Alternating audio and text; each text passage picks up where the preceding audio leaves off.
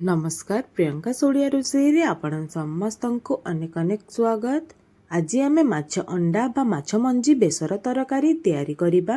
जदि आपण मानंकु एही रेसिपी भल लागिबो ताहेले वीडियो को लाइक टी करि देबे। आगो को एही परि नुवा नुवा रेसिपी जानिबा पई मो चैनल को सब्सक्राइब मध्य करि देबे ओ पाखरे आसुतिबा बेल आइकन को मध्य प्रेस करि देबे जहा द्वारा मोर सब वीडियो रो नोटिफिकेशन आपण मानंकु मिली पारिबो ओ निजर फैमिली फ्रेंड्स मानक सहित शेयर मध्य करदेवे। तेबे चलंतु वीडियो आरंभ करिबा। प्रथमे आमे सोरिष मसला तैयारी करि नेबा। तो एठी मु 3 चमच सोरिष, 1 चमच जीरा, किछिटा रसुण रो कोला और 1 सुखिला लंका नेछि। एबे एथिरे अल्प पानी देकी याकू आमे चिक्कण करिकी बाटी नेबा। देखंतु सोरिष मसला को मु भल भाबरे चिक्कण करिकी बाटी नेछि। गोटे बाउल रे मु माछ अंडा नै जाइछि। एबे सेथिरे आमे हाफ चामच लूण और हाफ चामच हलदी पाउडर दे नेबा। ता सहित एथिरे 2 चमच बेसन मध्य देबा। एबे ए सब को आमे भल भाबरे मिसाई नेबा।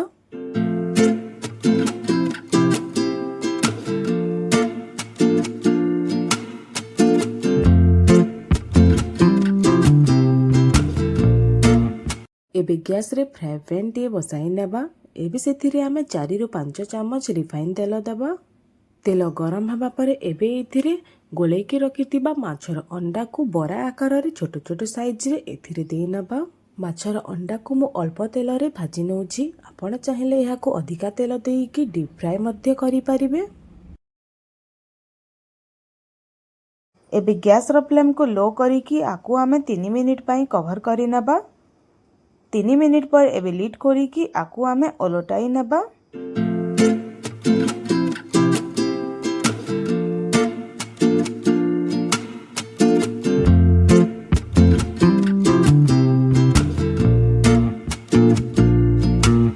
एबे एहाकू पुणी थरे कवर करिकी उभय पटु गोल्डन ब्राउन हबा पर्यंत भाजिबा।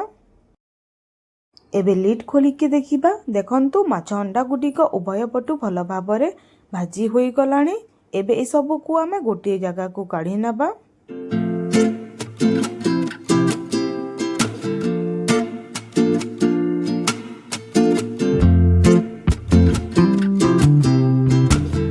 एबे सही पैन रे आमे आहुरी 1 चमच तेल देई नेबा।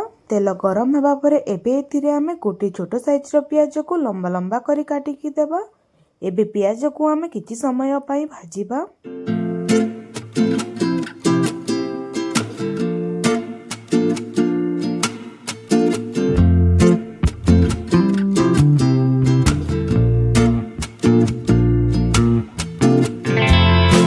एबे एथिरे गोटे बड़ साइज रो प्याज को लंबा लंबा करी काटिकी देबा। एथिरे हाफ चामच लूण बा स्वाद अनुसार लूण और हाफ चामच रु टिकिए कम हलदी पाउडर देकी ए सब को भल भाबरे मिसाई नेबा।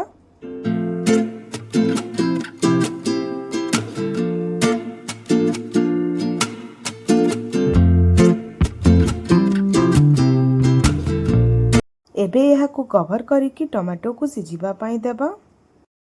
एबे लिड खोलिकी देखिबा। देखंतु टमाटर भल भाबरे सिजी गलाणी।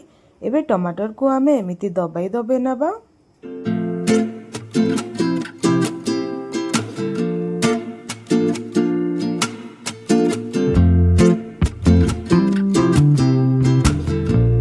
एबे एथिरे आमे पूर्वरु प्रस्तुत करी रखिथिबा सोरिष मसला दबा।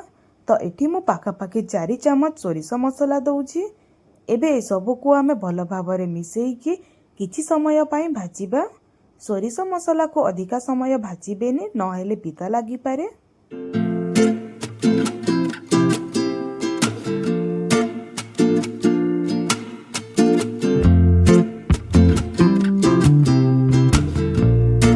एबे एथिरे आमे गोटे गिलास पानी ऐड करि नबा। ए सब को भल भाबरे मिसाई नबा।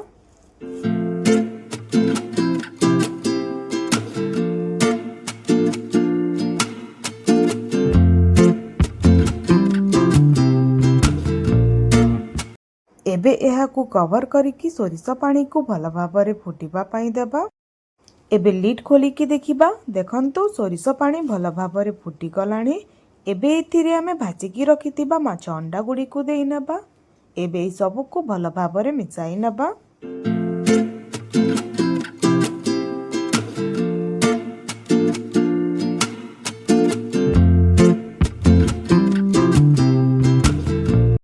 ଏବେ ଏଥିରେ ଆମେ 3ଟି କଞ୍ଚା ଲଙ୍କା ଦେବା। ଏବେ ଏହାକୁ କଭର କରିକି 5 ମିନିଟ୍ ପର୍ଯ୍ୟନ୍ତ ଫୁଟିବା ପାଇଁ ଦେବା। 5 ମିନିଟ୍ ପରେ ଏବେ ଲିଡ୍ ଖୋଲିକି ଦେଖିବା। ଦେଖନ୍ତୁ ଏସବୁ ଭଲ ଭାବରେ ଫୁଟିଗଲାଣି। ଏବେ ଗ୍ୟାସର ଫ୍ଲେମ୍କୁ ଆମେ ଅଫ୍ କରିନେବା। ଏବେ ଦେଖନ୍ତୁ ପ୍ରସ୍ତୁତ ହୋଇଗଲା ଆମର ମାଛ ମଞ୍ଜି ବା ମାଛ ଅଣ୍ଡା ବେସର ତରକାରୀ। ଏହି ରେସିପି ଆପଣମାନଙ୍କୁ କେମିତି ଲାଗିଲା କମେଣ୍ଟ କରି ନିଶ୍ଚିତ ଜଣାଇବେ। ତେବେ ଆଜି ପାଇଁ ଏତିକି। ପୁଣି ଆସିବି ଆଉ ଗୋଟିଏ ନୂଆ ରେସିପି ନେଇକି। ସେ ପର୍ଯ୍ୟନ୍ତ ରହୁଛି। ନମସ୍କାର।